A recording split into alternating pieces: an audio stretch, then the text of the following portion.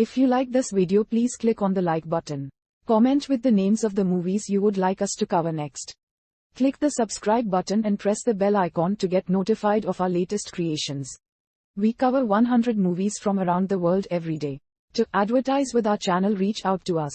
Our contact information is on our channel page. Now, let's move to the plot of this movie.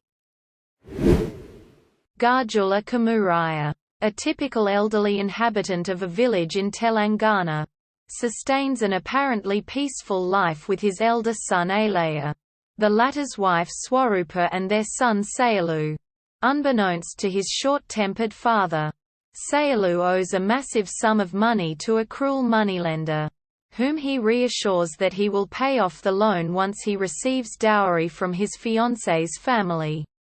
Nevertheless, Kamuraya's untimely death prompts Sayalu's forthcoming marriage to be adjourned indefinitely and also brings about the return of his estranged daughter Lakshmi, whose husband Narayana and Alaya have been inhospitable to each other from past 20 years.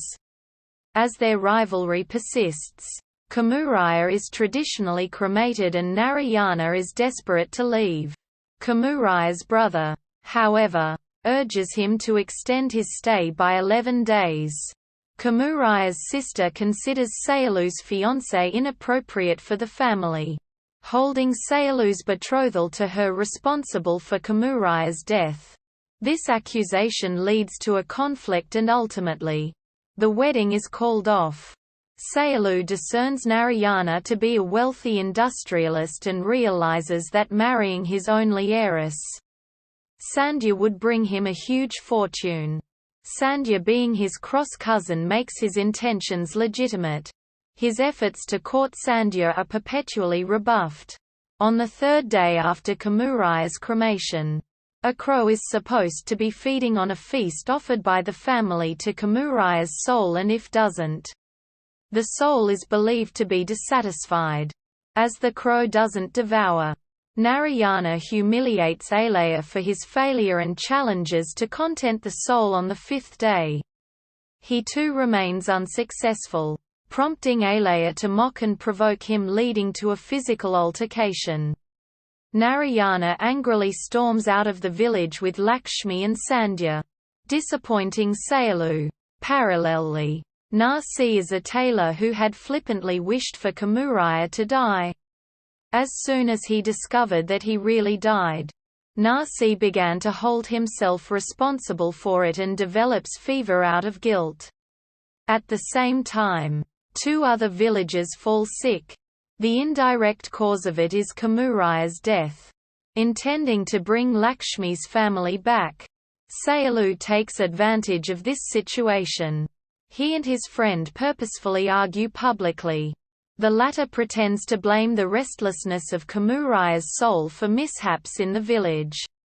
Considering the reason adequate, Sarpanch of the village summons Kamuraya's family to the panchayat. He commands them to please Kamuraya's soul by the 11th day, and if not, they will have to claim responsibility and accept banishment. Consequently, Lakshmi's family returns and Sandhya appreciates Sayalu's contribution to reuniting the families. Displaying reciprocation, Alaya recounts his affection for Lakshmi as Kamuraya's sister narrates a story pertaining to their childhood, prompting a change in his conduct. Kamuraya's brother imparts to everyone that Kamuraya had had an inclination for Sayalu and Sandhya's marriage, and believes that Narayana and Alaya agreeing to do so might please his soul. As Narayana consents to his advice, Alaya repents his misbehavior and apparently reconciles with him. Elsewhere, Mogalaya and his wife Sujata intend to sell a plot of their land to the latter's brother, but the latter contemplates it ominous to buy a land with gravestone, as Alaya hopes to construct one for Kamuraya in his favorite place, one that is included in Mogalaya's plot of land. As they fight over it, Kamuraya's brother berates their disunity and selfish conduct. He laments over the despicable fact that his brother, who lived a long life, is being denied a land measuring just 3 feet for his gravestone. That night, Sayaloo resents his own selfish intentions, realizes that he won't get to see his grandfather again and profusely mourns his death.